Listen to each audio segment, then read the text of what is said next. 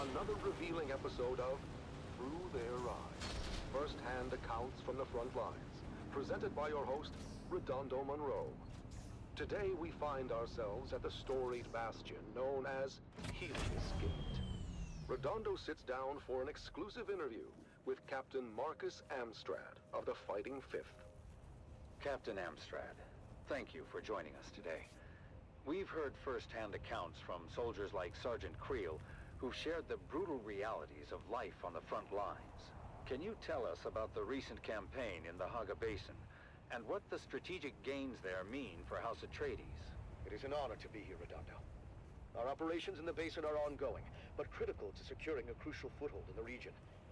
This operation underscores the strength and resilience of our forces, and our unwavering commitment to justice and honor. Captain, while securing the Haga Basin is indeed significant, we've also heard about the heavy losses endured by our forces, including the illustrious unit known as Gurney's Own.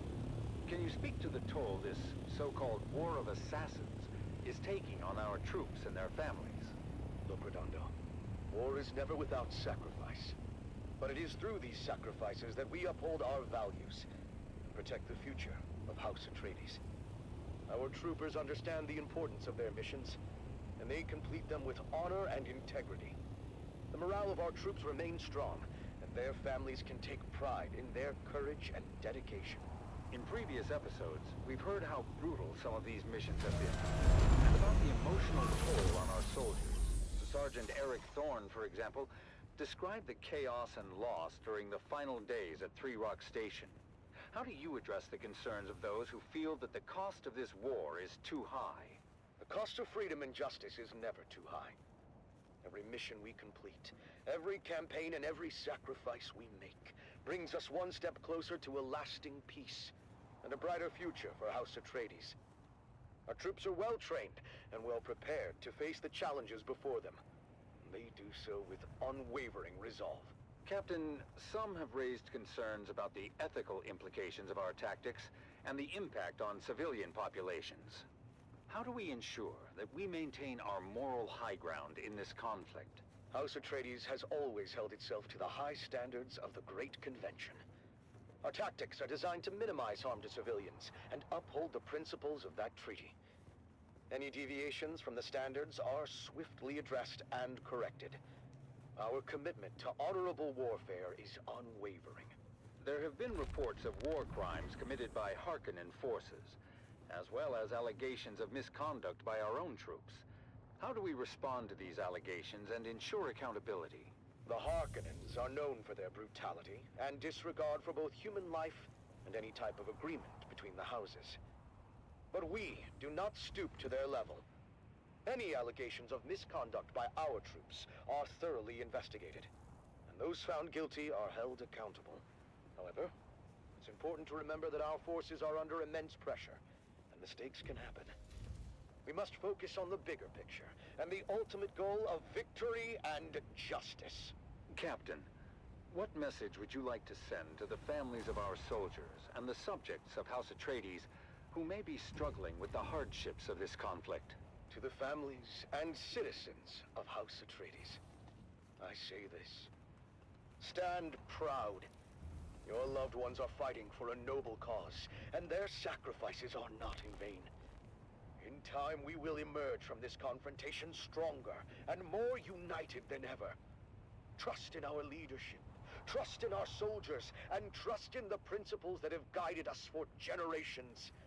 Together, we will prevail. Thank you, Captain Amstrad, for sharing your perspective with us today. Your words remind us of the strength and resilience of House Atreides. That concludes our interview with Captain Marcus Amstrad. As we continue to navigate the complexities of this conflict, let us honor the bravery and sacrifices of our soldiers and strive to uphold the values that define House Atreides. Join us next time for another episode of Through Their Eyes. You have listened to another episode of Through Their Eyes, first-hand accounts from the front lines, presented by your host, Redondo Monroe.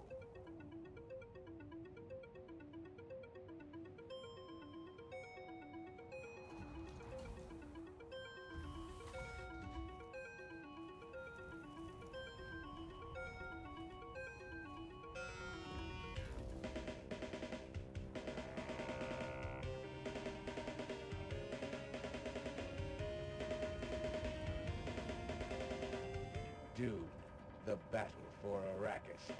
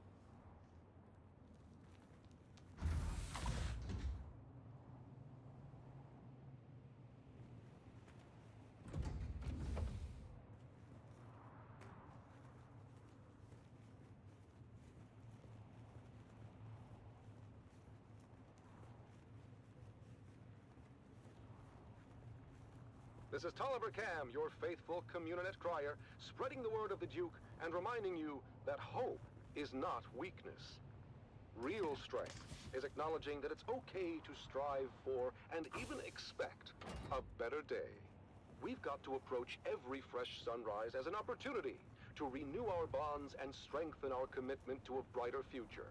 A future governed by hope and not fear. This is Tolliver Cam from the heart of Arrakeen, guiding you through your day. View from a mountaintop. The song of the sea. Our faithful brother, that ever-present roar, companion to those dreamers of jagged peaks of long ago. Eyes towards the distant stars. Visions not of glory, but of light and hope across the darkest voids. Now, beneath an empty sky, our banners gloriously fly. Dreams fulfilled, but lost. Light and hope consumed by darkness deeper than was known. And lost as well in desert, empty as can be. The song of that far away sea.